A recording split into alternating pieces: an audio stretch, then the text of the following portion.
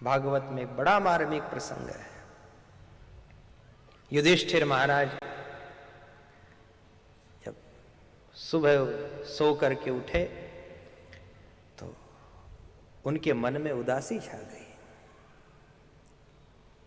मन उद्विग्न और उदास होने लगा कि आज चित्त नहीं लग रहा है कुछ काम में।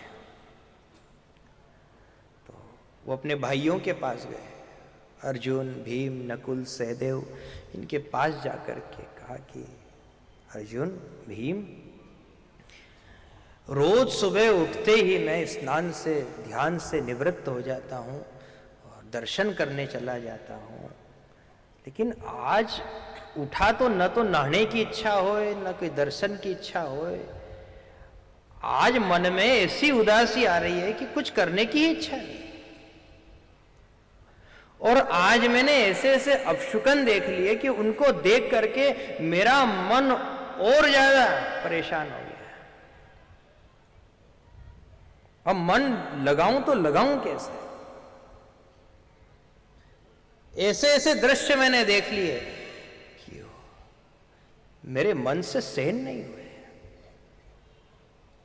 अभी अभी मैंने देखा कि गुरु और शिष्य में झगड़ा हो रहा है।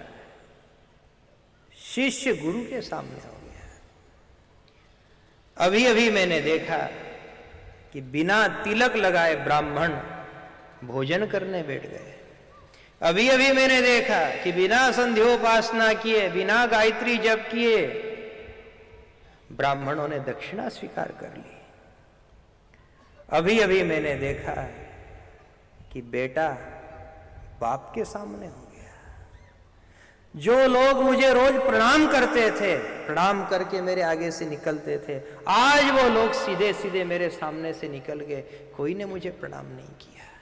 जो लोग मेरे सामने बोलते नहीं थे, आज उन लोगों ने मेरे सामने बोलना शुरू कर दिया है। मेरा मन घबरा गया है सब देख करके।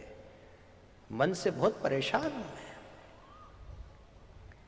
गाय कभी विष्ठा नहीं खाती थी और न कभी किसी को सींग से मारती थी, लेकिन आज मैंने देखा कि गाय ने भी वो खाया जो नहीं खाना चाहिए था और सींग से मारने दौड़ी। आज मुझे ऐसा लग रहा है कि अपशुकन कोई बहुत बड़ी अनहोनी होने वाली है। तो पांचों भाई ये सब घटनाक्रम सुन करके उदास हो गए कि आखिर हो क्या रहा है। सामने से निकल गए, कोई प्रणाम नहीं करे। जो मौन रहते थे, निगाह उठा करके नहीं देखते थे, वो सामने सामने बोले मुजोरी करे। अरे जो बिना तिलक लगाए घर से बाहर नहीं निकलते थे, आज वो बिना तिलक लगाए सब और भ्रमण कर रहे हैं और बिना तिलक से भोजन कर रहे हैं और बिना संध्योपासना से, बिना गायत्री जपे दक्षिणा स्वीकार कर रहे हैं। आखिर ये दृश्य कैसा है? पत्नी पति के सामने हो गई, बेटा बाप के सामने हो गया, शिष्य गुरु के सामने हो गया। तो ब्राह्मणों को बुलाया और उनसे पूछा, ब्राह्मणों आप कुछ बताओ, ऐसे ऐसे दृश्य, ऐसे ऐसे अपशुकन हमने देखे जो हमने जीवन में कभी नहीं देखे थे, वो आज हमने देखा। तब ब्राह्मणों ने कहा, महाराज आप शायद जानते नहीं, आप राजकाज में ज्यादा व्यस्त रहे, आप शायद देख ना पाए, आपने शायद पंचांग नहीं देखा होगा।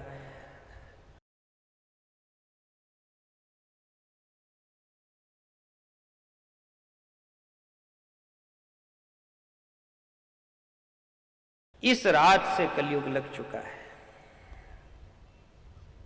ब्राह्मणों क्या कह रहे हो तुम? हाँ महाराज, हम सत्य कह रहे हैं। ये बीती रात से कलयुग लग गया है और ये सब कलिकाल का ही प्रभाव है। तो बड़ा आश्चर्य हुआ कि कलयुग रात में लगा और सुबह तक उसने इतना प्रभाव बता दिया। तो ऋषियों ने और ब्राह्मणों ने कहा कि बस यही कलिकाल है। इसे लगे हुए अभी 10-12 घंटे भी नहीं हुए, लेकिन उसने जितने जितने अपशुकन थे वो चारों दिशाओं में दिखा दिए। रात से ही लगा, लेकिन सुबह सबको बेहाल कर दिया।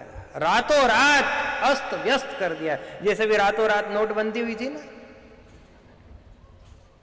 और जो वापड़ा 500 का नोट लेने गए होटल में वो रही है, और वहां जिम्मा बैठी गया, जिमी भी लिया, और इतने में कोई ने कहा कि था अब ये बंद हो गया है। वो होटल वालों भी कहे कि दादा अब मारे कहीं दोगा, कहा कि दादा या तो यो है या पेट में है, कहीं दांत हारे लेनो हो तो यो है हमारा गला। अब कोई स्टेशन पे अटके बेचारे, कोई होटल में अटके हैं, कोई रास्ते में है, कोई यात्रा में है, कोई दुकान पे, सब अस्त व्यस्त, जो जहां थे वहां अटक गए। रातों रात व्यवस्था बदल गई। पांचों भाइयों ने एक मत होकर के निर्णय लिया कि अब द्वारकाधीश भगवान की शरण में चलना चाहिए। सीधे गए भगवान द्वारकाधीश की शरण में, भगवान से पूछा, भगवान ये कलिकाल आ गया, अब क्या करें? और 12 घंटे में उसने इतना अस्त व्यस्त कर दिया, तो 4,32,000 वर्ष की इसकी आयु है, ये क्या करेगा? क्या होगा इस संसार का?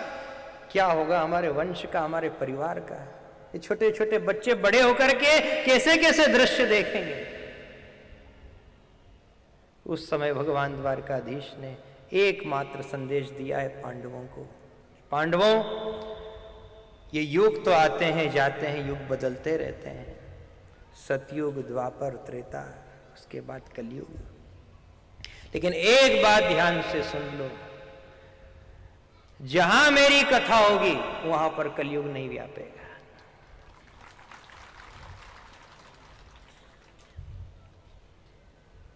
जहां जहां हरि का गुण गाया जाएगा, हरि नाम का कीर्तन किया जाएगा, वहां पर कलिकाल नहीं व्याप सकता। कली की हिम्मत नहीं है कि वो चढ़ाई कर दे, वो दूर हाथ जोड़ करके खड़ा रहेगा। जो कथा के श्रोता हैं, कथा के रसिक हैं, तो कथा का तो वो असर है साहब कि कलिकाल के बारे में कहा जाता है कि 4 स्थानों पे रहता है, व्यभिचार में रहता है, जुआ सट्टे में रहता है, स्त्री में रहता है, सोने में रहता है, मदिरा में रहता है। अब सोचो आपकी जो कथा सुन रहा है, जो कथा में बैठा है, अब वो क्या तो मदिरा पिए, क्या व्यभिचार करे, क्या उसका स्त्री में मन लगे, क्या वो जुआ सट्टा खेले? सोचो कहां कहां है कलयुग? ये 4 जगह पे है कलयुग। आप इतने लोग भगवान से जुड़े हुए हो, 4 भुजानाथ की भक्ति करते हो, कथा सुनते हो, अब यदि आप कथा सुनते हो और ये चारों अवगुण आपके अंदर नहीं है, तो फिर कलयुग है ही कहां? कलयुग नहीं है। ये तो अपन ने हल्ला कर रखा था कलयुग आ गया, कलयुग आ गया। कलयुग है और उसका प्रताप भी है, लेकिन जहां हरि कथा है वहां पर ये सब शून्य हो जाता है। घबराओ मत, आप हल्ला मत करो। कभी कभी कोई छोटी सी भी घटना हो जाती है तो लोग हल्ला कर देते हैं, पूरा प्रशासन हिल जाता है, धारा 144 लग जाती है। क्या हुआ साहब? बात छोटी सी है, छोटी सी बात को लेकर के कुछ उपद्रवियों ने उपद्रव मचाया और पूरा नगर बंद करा दिया। ये हल्ला मत करो कि साहब अब क्या करें, भक्ति कैसे होगी, भजन कैसे होगा, मोक्ष कैसे होगा। आपसे भक्ति भी होगी, भजन भी होगा और आपका मोक्ष भी हो जाएगा, केवल आप तो कथा से जुड़े रहो। बस कथा से जुड़े रहे, आपसे वारुणी दूर रहेगी, व्यसन दूर रहेंगे, व्यभिचार दूर रहेगा। सोना पहनने की इच्छा नहीं होगी, क्या पहने सोना, इच्छा ही नहीं होगी कि मैं इसे धारण करूं। और यदि कहीं इच्छा भी हुई तो कोई इसे तुलसी के साथ में धारण करेगा, कोई रुद्राक्ष के साथ में धारण करेगा, तो रुद्राक्ष और तुलसी से उसका जो असर है वो अपने आप समाप्त हो जाता है। फिर क्यों डर रहे हो, क्यों घबरा रहे हो? द्वारकाधीश का वचन है, पांडवों घर जाओ, घबराओ मत, बस केवल इतना करना, मेरी शरण कभी मत छोड़ना। जब तक तुम मेरी शरण में रहोगे, तुम्हारा वंश मेरी शरण में रहेगा, उनके ऊपर कोई आंच नहीं आएगी। जब कभी आपको ऐसा लगे कि आज मेरा मन उदास हो रहा है, मन उद्विग्न हो रहा है, मन चंचल हो रहा है, तो फिर उस समय में फिर भगवान का भजन ही करना चाहिए। घर में सुख सागर हो तो 1 अध्याय 2 अध्याय जितना आपसे बन पाए पढ़ना चाहिए, ताकि इसका असर हाथों हाथ समाप्त हो जाए। यदि इस उदासी को आपने बढ़ा लिया तो ये उदासी मन को खराब करेगी। यही उदासी युधिष्ठिर के जीवन में आई थी कि मैं जीवन में कभी भी उदास नहीं हुआ, लेकिन आज प्रातः काल से उदास हूं। युद्ध के मैदान में भी उदास नहीं हुआ था मैं, जितना आज उदास हो गया। कभी कभी जब कलिकाल अपना असर दिखाता है ना, तो भक्तों को वो कोशिश करता है कि भगवान से दूर हो जाए, तो उस दिन हम उदास हो जाते हैं, चिंतित हो जाते हैं, सुस्ती भी बहुत आती, नहाने की भी इच्छा नहीं होती है, माला की भी इच्छा नहीं होती है। अब क्या माला करूं, कल कर लूंगा, ये सुबह का पाठ शाम को कर लूंगा। कभी कभी ऐसा होता है, बाद में कर लेंगे। ये सब कलयुग की योजना है साहब। इस योजना में कहीं आप लागू मत हो जाना। यदि एक बार भी भजन छूट गया तो कलयुग सिर के ऊपर चढ़ जाएगा। भजन के बारे में तो कहा गया है कि चढ़ते बुखार में भले ही डॉक्टर ने मना किया कि पानी में मत नहाओ, साहब ठंडे में नहीं रहना, भले ही गोदड़े में पड़े पड़े श्री कृष्ण शरणम मम करना, पर करना जरूर, पड़े पड़े। गैप हो गई तो उस गैप में आकर के बैठ जाएगा। आप देखते हैं कि दीवार में कहीं गैप हो जाए, टाइल्स में कहीं तिराड़ चल जाए, उसमें कहीं कोई जीव आकर के बैठ गया, कोई कीड़ा आकर के बैठ गया, बिच्छू आकर के बैठ गया। अरे ये बिच्छू कहां से आ गया? कहा कि गैप थी घर में और उस गैप में ही आ गया। यहाँ गैप रहेगी, आते हैं बैठते हैं। फिर आप कहीं से माल लाते हो, सीमेंट लाते हो, बालू रेत ला करके आपने प्लास्टर किया, उसको गैप को बंद किया। आप जानते हो कि गैप रहेगी तो बैठेगा, कोई भी आएगा बाहर से बैठ जाएगा उसके अंदर। रात में निकला बिस्तर में घुस गया। आप देखते हो मेरे घर में कोई तिराड़ तो नहीं है, कोई छेद तो नहीं है, कोई बिल तो नहीं है। कहीं भी कुछ यदि आपको दिखे तो हाथों हाथ आप उसको पैक कर देते हो, बंद कर देते हो। ठीक उसी प्रकार अपने जीवन में भी भजन की कोई गैप मत कर देना। गैप रहेगी तो उसमें विषय जरूर बैठेगा। जहां जहां गैप होती है, कहीं छछुंदर आ जाती है, कहीं चूहा आ जाता है, कहीं काकरोच आ जाता है, सब आते हैं। वो गैप को ही देखते हैं कि कहाँ गैप है, किसके घर में, किसकी दीवार में गैप है, वो आते हैं बैठ जाते हैं। कलयुग भी यही देख रहा है, कहाँ भजन में गैप है, कहाँ कथा में गैप है। जहां भजन में और कथा में गैप आई, दर्शन में गैप आई, बैठ जाते। सदा सेव्य श्रीमद् भागवती कथा। जब आप सदा सदा के लिए लगे रहोगे तो गैप कहां रही, और गैप ना रही तो विषय कहां बैठे, कलयुग कहां बैठे, उसे कोई रास्ता नजर नहीं आता। द्रौपदी विलाप करने लगी, भगवान मेरे सोते हुए 5 पुत्र इस दुष्ट ने मार डाले। ये आतताई बड़ा निर्दयी है, इसने ये भी ध्यान न रखा कि छोटे छोटे बालक हैं, इनकी माता के ऊपर क्या गुजरेगी। हे द्वारिकाधीश, अब हमारा क्या होगा? हमारे वंश में कोई पानी देने वाला भी नहीं बचा, हमारा उद्धार कैसे होगा द्वारकाधीश? उस समय भगवान ने वचन दिया है द्रौपदी को कि द्रौपदी, दुख मुझे भी है इस बात का कि तेरे 5 पुत्र एक साथ मारे गए, एक पुत्र भी शेष न रहा। लेकिन तू घबराए मत, जिसे पुत्र पानी नहीं देता है उसे मैं स्वयं पानी देता हूं, और जिसके वंश में कोई पुत्र नहीं होता है उसका मैं स्वयं पुत्र बन करके उसका उद्धार करता हूं। तू क्यों चिंता करती है? मैं तुझे तारूंगा, तेरे वंश का कल्याण मैं करूंगा, तू क्यों घबराए? मेरी कृपा तेरे ऊपर है। युधिष्ठिर महाराज, आप शांति रखो, धीरज रखो। उत्तरा के गर्भ में एक बालक है, बालक का नाम परीक्षित होगा। वो श्रीमद् भागवत का महान श्रोता होगा, और वो इतना भजन करेगा भगवान का, और ऐसा चक्रवर्ती सम्राट बन करके इस सार्वभौम संसार में, आर्यावत खंड में इतने पुरुषार्थ करेगा कि तुम क्या 5 पीढ़ी की बात करो, वो तुम्हारा बेटा 21 पीढ़ी को तार देगा। तो उत्तरा के गर्भ की रक्षा की भगवान ने, और परीक्षित महाराज का जन्म हुआ है। परीक्षित महाराज ने वेद विद्या धारण करके, संस्कारों को धारण करके उसके बाद गृहस्थ जीवन में प्रवेश किया। इनके यहाँ पर संतान हुई, लेकिन इनका मन बचपन से ही भगवान के चरणों में था। रोज भगवान को याद करते थे कि जिन श्रीहरि को मेरे दादाजी ने पाया, उन श्रीहरि को मैं भी पाऊं। ये मेरा संकल्प है।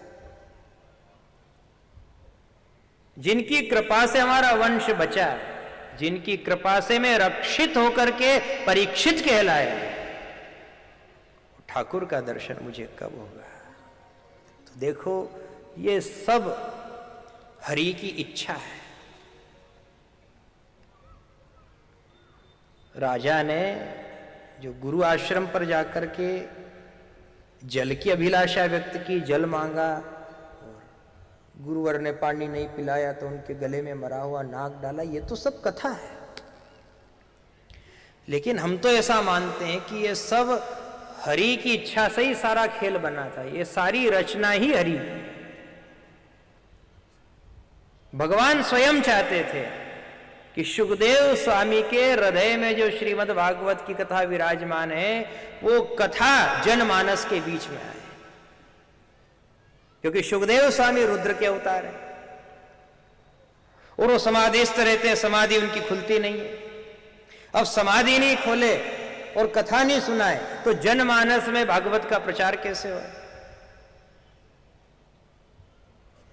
तो फिर भगवान ने देखो कैसी लीला की। उन्होंने ये छाटा कि अपना खासम खास कौन है, ये लाभ किसको दे। तो भगवान ने देखा कि अपना खासम खास अर्जुन का पोता ही है, और जिसका नाम परीक्षित है। जब देखा भगवान ने कि इसने राजकाज सब अपने बच्चों को संभाल दिया, इसके बच्चे भी बड़े हो गए, अब घर बिगड़ने जैसी भी कोई बात नहीं है, तब भगवान ने ही ऐसी लीला रची कि ये जंगल में शिकार खेलने गए। देखो, ये सब हरि की इच्छा से हो रहा है। ये तो राजा और क्यों शिकार खेले साहब? ये तो सदा सर्वदा हरि चिंतन में रहने वाले थे, कभी जीवन में शिकार खेलने नहीं गए, लेकिन इच्छा हुई उस दिन आज शिकार खेलूंगा, शिकार खेलने गए, प्यास नहीं। देखो, ये सब शिव की लीला है। शिकार खेलने गए, प्यास लगी, गुरुजी ने पानी नहीं पिलाया, गले में मरा हुआ नाग डाल दिया इन्होंने, और श्राप भी इनको काय का हुआ कि तुमको 7वें दिन तक छत नाग डसेगा। अब आप देखना, इसमें सब ओर से हमको शिव तत्व का दर्शन हो रहा है, क्योंकि सुखदेव स्वामी जिनके हृदय में भागवत कथा बैठी थी, वो रुद्र अवतार है। रुद्र अर्थात शिव। अब देखो आप, राजा जंगल में गए तो उन्हें जल की प्यास लगी। जल तत्व शिव तत्व होता है। राजा को भूख नहीं लगी, राजा ने वहां पर फल की इच्छा प्रकट नहीं की कि गुरुजी आप मुझे फल खिला दो, या मुझे विश्राम करना है, कोई चटाई या कोई पलंग या कोई सेज मुझे आप उपलब्ध करा दो। क्या याचना की उन्होंने? जल की याचना। तो जल किनको प्रिय होता है आप सब जानते हो। शंकर भगवान को जल की धारा बहुत प्रिय होती है। अलंकार प्रिय विष्णु, जलधारा प्रिय शिव। शिव को जल की धारा प्रिय होती है। तो देखो, जल का निमित्त बना। अब शिवजी के गले में क्या होता है? नाग। यहां राजा ने अपमान भी किया, तो देखो अपमान के बहुत सारे विकल्प और प्रकल्प हो सकते हैं। अपमान कोई अपनी वाणी से भी कर सकता है, कड़क और खोटा बोल करके भी अपमान किया जा सकता है, हाथ उठा करके भी अपमान किया जा सकता है। लेकिन अपमान का तरीका देखो आप, अपमान भी उन्होंने किया तो नाग के माध्यम से किया। तो नाग किनके गले में रहता है बोलो? शिव के गले में। यह सब शिव की लीला है। गले में मरा हुआ नाग डाल दिया। और अपमान भी किनका किया? गुरु का अपमान। गुरु तत्व शिव तत्व है। अब इनके जो पुत्र स्नान करके निवृत्त हुए और वहां से लौटे, और उनने जब पिताजी की हालत देखी कि पिता के गले में मरा हुआ नाग डला हुआ है, तो उन्होंने समाधि लगा करके देखा कि ऐसा कौन महामूर्ख है जिसने मेरे ध्यानस्थ महात्मा और ध्यानस्थ पिता के गले में मरा हुआ नाग डाल दिया। तो ध्यान में आया कि परीक्षित ने ऐसा किया। तो उन्होंने श्राप भी काय का दिया कि तुझे 7वें दिन तक्षक नाग ही डसेगा। फिर नाग आ गया। इससे लग रहा है कि ये सब शिव की ही लीला है और सब शिव की ही इच्छा से हुआ। नहीं तो राजा ऐसा पागल थोड़ी था साहब जो एक महात्मा से पानी मांगे, लेकिन जल मांगा पीने के लिए। और नाग, अपमान भी नाग से और श्राप भी नाग का। इससे लग रहा है कि ये सब योजना भगवान की थी। और जब इनको श्राप हुआ और ये गंगा के किनारे पहुंचे, तब भगवान की ही कृपा से श्री सुखदेव स्वामी वहां पर प्रकट हुए। और सुखदेव स्वामी ने प्रकट होकर के अपने हृदय में जो ब्रह्म का ज्ञान था, भागवत का ज्ञान था, वो संसार के आगे प्रकट कर दिया। है भगवान की ही योजना है। तो यूं थोड़ी प्रकट होता साहब। अरे कोई छोटे मोटे आदमी को श्राप हो जाता तो उनके लिए कोई सुखदेव जी आते क्या? श्राप भी उसको हुआ जो आर्यावर्त राजखंड का सम्राट। तो फिर तो जरूरी हो गया। द्वारकाधीश भगवान ने स्वयं संदेश भेजा सुखदेव स्वामी को कि आप अपनी समाधि को खोल करके अब इनको कथा सुना दो। उनके हृदय से भागवत कथा का ज्ञान बाहर आया। यदि ये श्राप न होता तो ज्ञान बाहर कैसे आता? ये सब इस संसार में जो कुछ होता है, कभी कभी हमें ऐसा लगता है साहब मेरे साथ बहुत बुरा हुआ, मेरे साथ अनीति हो गई, मैं भगवान का इतना भजन करता हूं तो भी मेरा इतना नुकसान हो गया। कभी ये नहीं मानना चाहिए कि नुकसान हुआ या मुझे ठोकर लगी या मेरी बात बिगड़ गई। भगवान कभी कभी ऐसी लीला करता है कि वो ठोकर लगा करके ठाकुर बना देता है। उसकी कृपा है। सुखदेव स्वामी कहां आते हैं? वो तो मौन रहते हैं, लेकिन जो जन्म से कभी नहीं बोला, आज वो राजा के हित में, राजा के कल्याण के निमित्त श्रीमद् भागवत की कथा बोल रहा है। जो रुद्र के अवतार हैं, जो जागृत, स्वप्न और सुषुप्ति तीनों अवस्थाओं से मुक्त रहते हैं, आज वो आसन लगा करके भीड़ में बैठे, साधु संतों की टोली में बैठे। राजा का परिवार भी वहीं बैठा है, परिवार भी कथा सुन रहा है, राजा भी कथा सुन रहे हैं।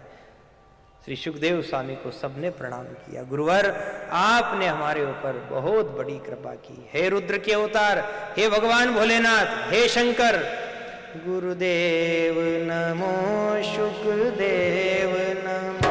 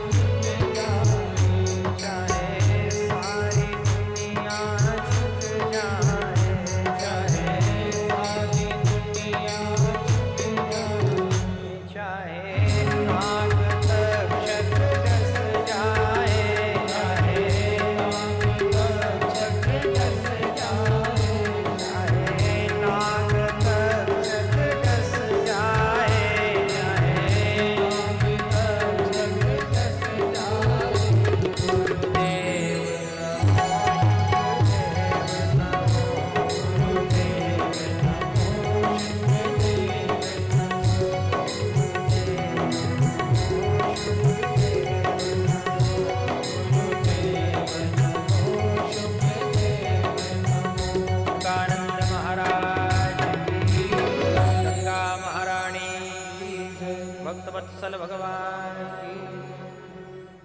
ये भगवान की बहुत बड़ी कृपा है कि जो भगवान ने ऐसे सच्चे महापुरुष को, ऐसे सत्पुरुष को गंगा के किनारे भेज दिया और कहा कि आप अपने अमूल्य समय में से 7 दिनों का समय निकालो और राजा कहीं अधोगति में ना चला जाए। मैं चाहता हूं वो पांडवों का वंश है, उसे मोक्ष की प्राप्ति हो। तो हे गुरुवर, आप अपना अमूल्य समय 7 दिन का समय दे करके उस जीव को कथा सुना करके उसका उद्धार कर दो। ये सब हरि की कृपा है। बिनु हरि कृपा मिले नहीं संता, गोस्वामी तुलसीदास जी महाराज ने कहा है। कुछ लोग हैं यहाँ ऐसे जो चाहते हैं कि हम भी कोई को गुरु बनाएं, गुरु दीक्षा ले लें। आपसे एक निवेदन है, गुरु को ढूंढना मत। गुरु ढूंढने से नहीं मिलते, और यदि आप कहीं ढूंढने भी गए और कहीं ढूंढने का यत्न भी किया तो ढूंढने से ढोंगी ही मिलेगा, ढूंढा नहीं गया है। ये तो मिलते हैं, सत्पुरुष मिलते हैं। सत्पुरुषो ये न प्रायो भाग्ये न लभ्यते, भागवत का श्लोक है। अब यदि आप सोचोगे साहब मैं कहीं उत्तरांचल में जाऊं वहां ढूंढूं, हरिद्वार में जाऊं वहां ढूंढूं, ये ढूंढने का विषय ही नहीं है। जब भगवान की दया दृष्टि हो जाती है तो वो कोई सच्चे सत्पुरुष से आपका संबंध करा देता है कृपा से। और यदि उसकी कृपा नहीं हुई होगी और आपने मन से ही कोई को मान लिया होगा तो आखिरी में फिर सिर ही फोड़ना पड़ेगा कि ढोंगी के चक्कर में मैंने सालों निकाल दिए। क्योंकि वो आपका ढूंढा हुआ था ना, तो ढोंगी निकल गया। यदि उसका दिया होता तो ढोंगी नहीं निकलता। साहब उसका दिया हुआ तो सुखदेव स्वामी ही होता है, उसने दिया है। सत्पुरुषो ये न प्रायो भाग्य न लभ्यते। हे नाथ, मुझे धन मिल जाए ये मेरा भाग्य नहीं है, पद प्रतिष्ठा मिल जाए, कनक कीर्ति और कांता मिल जाए ये मेरा भाग्य नहीं है। जिस दिन मुझे सत्पुरुष मिल जाए, सुखदेव स्वामी जैसे मिल जाए, जनक जी जैसे मिल जाए, अष्टावक्र जी जैसे मिल जाए, उस दिन मेरा सबसे बड़ा सौभाग्य होगा, वही मैं भाग्य मानूंगा।